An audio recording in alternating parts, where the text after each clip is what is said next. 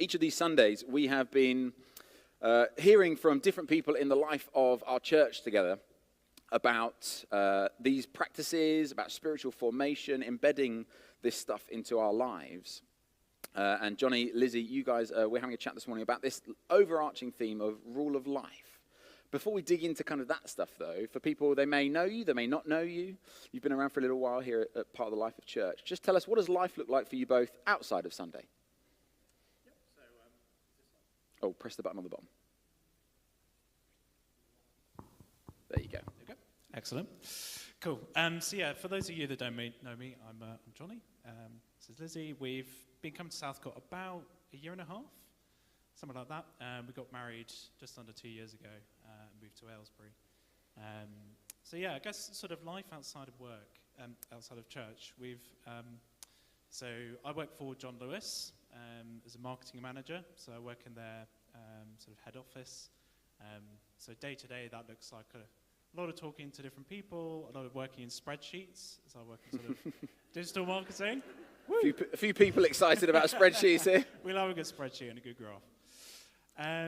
So that's what I do for work. I guess outside of work, I really enjoy music. So I'm part of a choir called the Aylesbury Consort of Voices. I like, obviously, spending time with family and friends. We do a lot of that. I'm a big football fan as well. I'm Wycombe Wanderers supporter. So there we go. Great. Lizzie. Hi, I'm Lizzie, and I, outside of being in church, I work for the NHS. I'm not clinical in the slightest. I'm an administrator. I do patient pathway data validation, which is a really, really posh way of saying that I basically check patients and be like, can they be discharged? Can I get them off my list? Or do they need to be seen, and do I need to escalate it to a department because they should have been seen quite a long time ago? So that's very, very interesting. A little bit scary sometimes. Sometimes you find patients and you think, oh dear, we've really let this one down. So it's my job to kind of try and make sure that doesn't happen and to locate the patients it has happened to and try and fix it. Which is very rewarding, but like Jonny, it means I spend a lot of time looking at spreadsheets because I get a spreadsheet of like 1,500 patients to look through. Wow. And I go through each and every one individually. So, thank you. There you go. Outside of that, I also love music. We both love to sing. I'm not in a choir. But I love to read, and I am a massive extrovert, so I love to spend time with other people. So I'll very often come back and be like, I've made plans with my friends to go and do this, this, this, and this. And Jonny's like, off you go, because Jonny's an introvert. So he's quite happy for me to just go off. So yeah, spend quite a lot of time chatting to other people, both sort of in person, and I'm constantly in contact with at least one of my friends or family members. So Cool. So you both lead some fairly busy, full lives. And part of what we've been looking at with this series is the role that spiritual formation plays in our lives. And this morning we're looking at this focus on rule of life, which might be new language to some of us. You might not have heard of it before. If you did the Practicing the Way course with us, which maybe is where a lot of us have heard this from, it's maybe less new to you. So what drew you to this idea of crafting and living by rule of life? Well, obviously we did the Practicing the Way course because we had never heard of it before then. But I think one of the things that I think drew us particularly into it was doing the audit, the spiritual formation audit of what do you actually spend your time doing. And we sort of looked at it and I was like, I spend a lot of time on social media or scrolling through my phone or doing things and wasting hours away. And it was this kind of idea of putting into practice, taking those things out and kind of what actually is a better use of my time. So that was kind of one of the main things, was that sort of realization of where does my day actually go when I log off from work? Where does my day actually go? Lovely. Yeah, I think that was definitely the main thing, is kind of social media, the amount of doom scrolling that we were doing, sort of constantly scrolling through. I think we both noticed that. And, you know, I guess crafting a rule of life is a good way of kind of getting a bit more kind of routine, kind of structure in a way into some of these things. And I'm definitely someone that likes that. So that was quite kind of appealing to me, I guess. Amazing. And so how, you've kind of, first time you'd heard about it was on the Practicing the Way course. So how long has it been something you've been having a go at trying to do some of this stuff? Yeah, so I guess we've been trying to obviously do it kind of since the Practicing the Way course. We've been doing it a few months now, I guess. I think the main thing to say is that it's definitely not been easy, to say the least. I think, it is definitely a big change because it kind of touches lots of different areas of your life, I guess. And I think, it is really about, starting at where you're at rather than trying to jump in and do lots and lots of things. It is as much about kind of taking things away rather than saying, well, we've got all these amazing practices, let's try and do all of them at the same time. It's for us, it was kind of picking a few certain ones and just trying to focus on those where we could. But brilliant, amazing. Anything else? No, I love what you said there. That I think it's really helpful, that thought of knowing actually I don't have to just continue to add, but this idea of removing stuff actually is really, really important. And so I guess, what does it look like for you? A little bit of a window into your idea. What is your rule of life? What does it look like for you both? So for me, as the morning person of the two of us, Jonny is not. For me, I start work at 8 o'clock, but I work from home.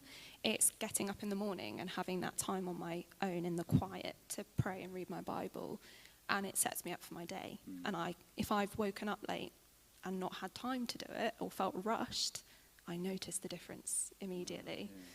I think we both, when we first created them, put fasting on there, but had never had any experience of it. So doing the fasting course, it was like, it's great, because it means we can now incorporate it in without kind of going in completely blindly. So fasting is on there. We both fast together once a week. And I've got things on there, such as hospitality, which is not just inviting people into our home, but also, as I said, I'm an extrovert. I love spending time with people. I'm one of those people where someone goes, should we go for a coffee sometime? Yes, excellent idea. 6 months later, still hasn't happened. It's being intentional with that time and saying part of my hospitality is cultivating and kind of setting aside personally, like time with those people to kind of just have a deeper relationship with them.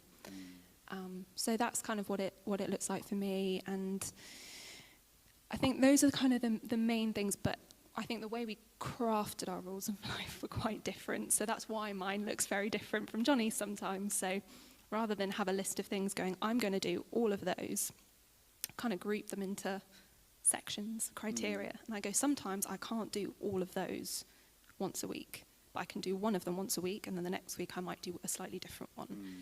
And then you find out what works for you, because life is never the same week by week. Things change.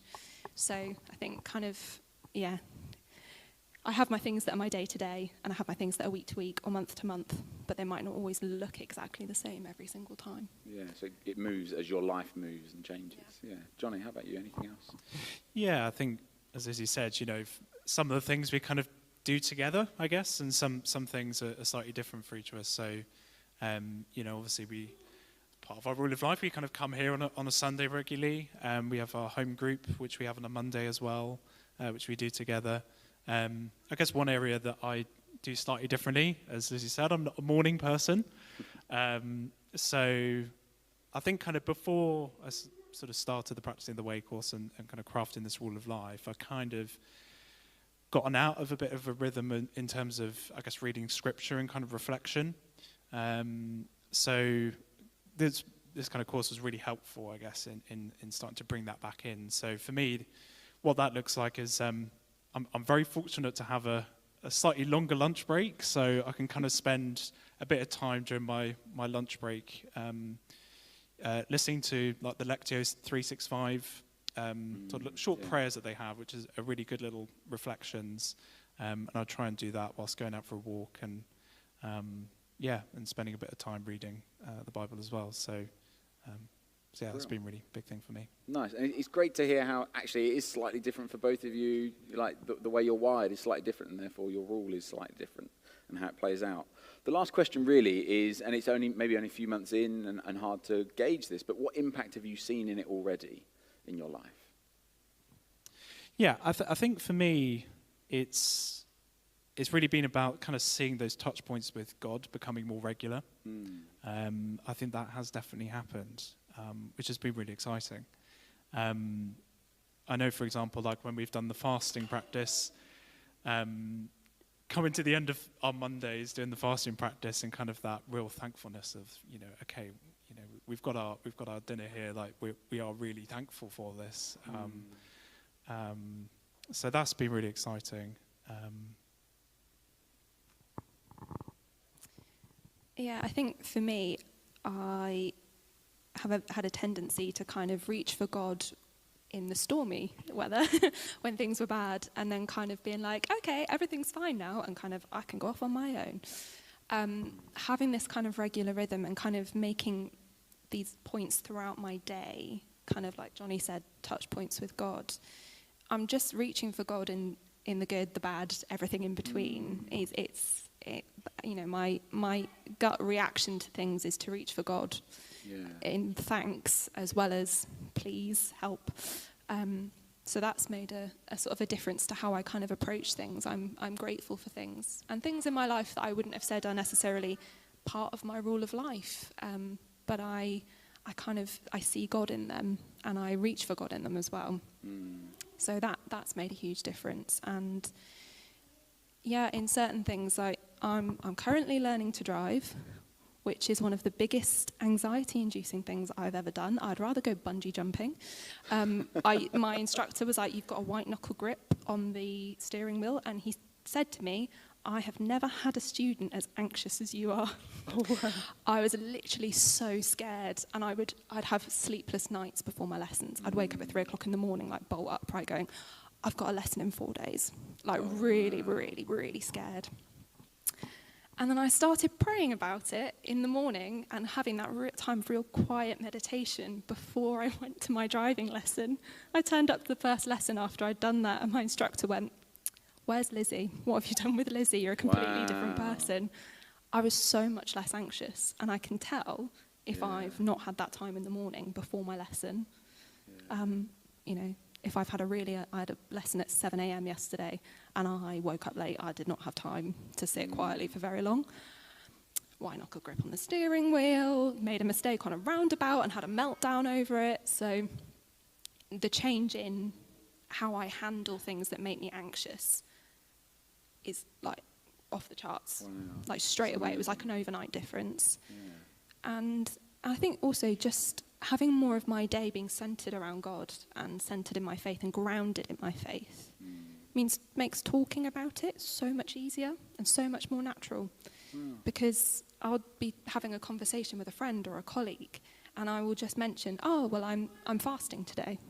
I'm doing this today," or when I was praying this morning, or when this happened. And just in those moments, because those touch points are so much more regular, they're a bigger part of my day, it's just easier to talk about. Yeah. It's more natural. It doesn't feel like I've got to try and talk to this person about my faith. It's like, no, just offhand comments sometimes open up bigger conversations, and I've really noticed that, particularly with my work colleagues. Yeah. That's really cool. Difference. Yeah. Great. Thank you so much for sharing about how you've gone on this journey and how it's started from something you've never heard about to this point now where it's making a big difference in your life, a noticeable difference, that grounding moment. I love what you said, that touch points with God, that kind of way of, that's how we go about our day and what it does for us. So thank you. Can we give them a round of applause?